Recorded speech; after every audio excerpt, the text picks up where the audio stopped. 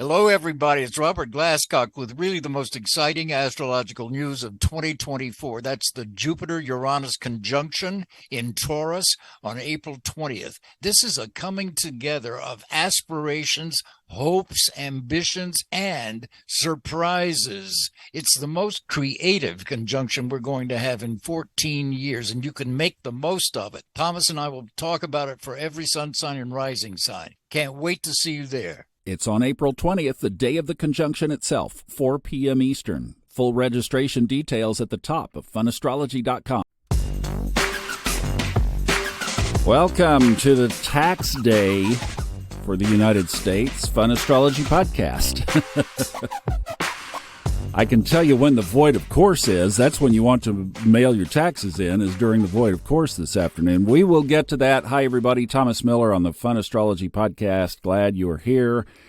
Wow, that break was great. I just looked at the whole Mercury retrograde and the bundle energy and the eclipse energy and everything together and thought, a little time out would be wonderful right here.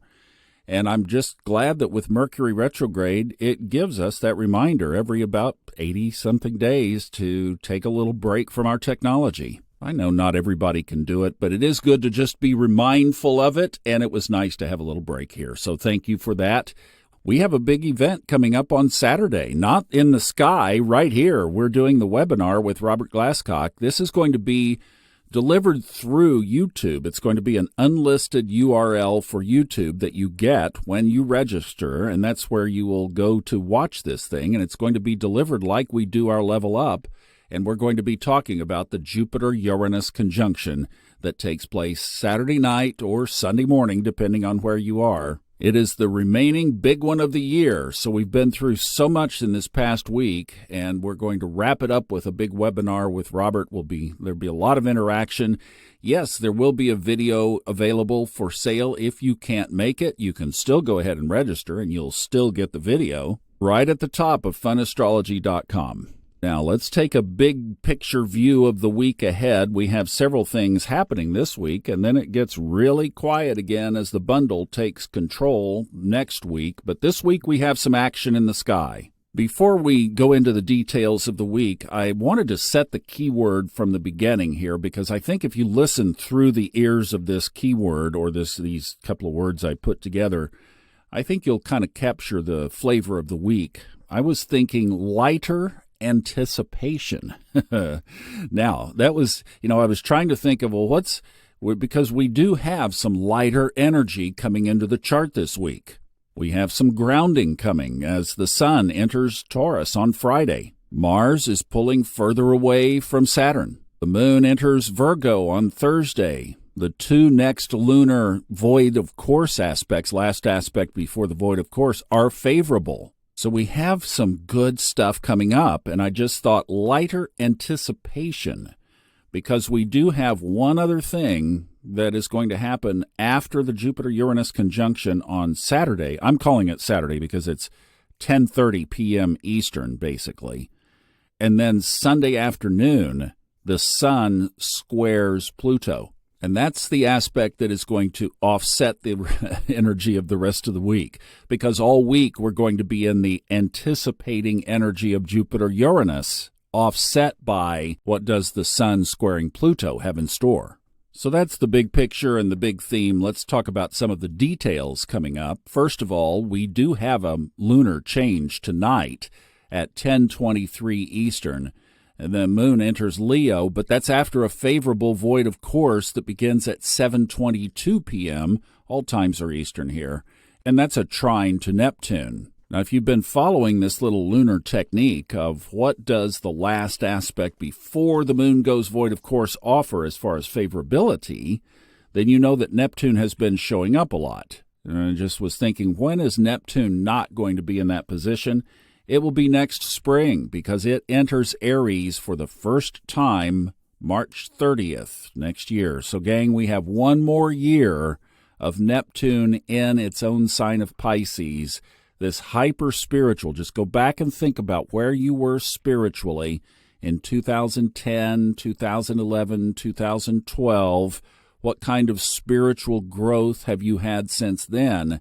That's been Neptune in Pisces. For a lot of us, it's been unbelievable amount of spiritual growth. Well, in that context, and I know we have to move on, but in that context, we have one more year left, because after March 30th, it moves into Aries, only coming back out for a couple of months, the end of next year, before finally going back into Aries for good in January of 2026. I have loved this transit, and I'm imagining that it has quite a bit left as far as separating timelines, the truth from untruth. I mean, who knows what all this thing is going to discharge on its way out, but that is coming.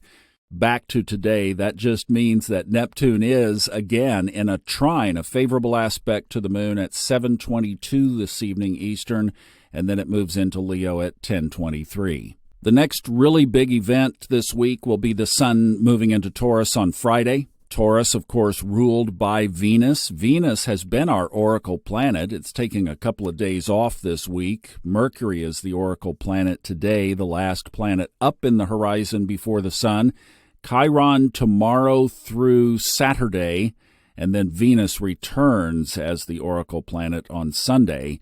And that's good, because the Sun will be in Venus's sign of Taurus. Then, of course, the big one, Saturday night, will be the Jupiter-Uranus conjunction, and we'll be talking about that extensively on the webinar, sign by sign. So in the keyword of lighter anticipation, here are a couple of thoughts for this week. First of all, because this is kind of the dominant energy right now, feel into the moon, which for most of today is in its own sign of Cancer. So that's the intuitive, introspective kind of energy, heightened intuition, perhaps.